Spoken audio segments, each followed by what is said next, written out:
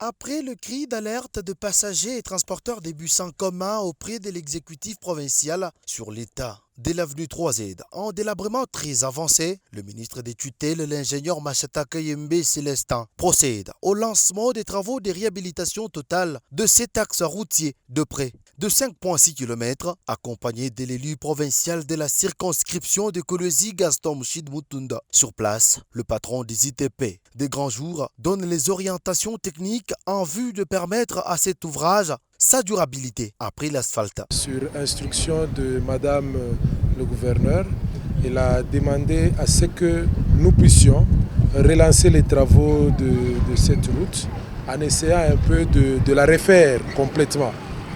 Il était souhaitable qu'on puisse refaire, toucher pratiquement toute la couche de base.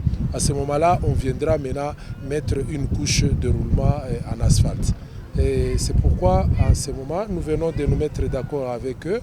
De son côté, l'élu du peuple remercie le gouvernement provincial de ses projets spécifiques dans le domaine des infrastructures et les jure que par valoriser ces coins de la ville de Kolwezi étant sa base de prédilection. Souvent, ces trous ici étaient même à la base de plusieurs accidents.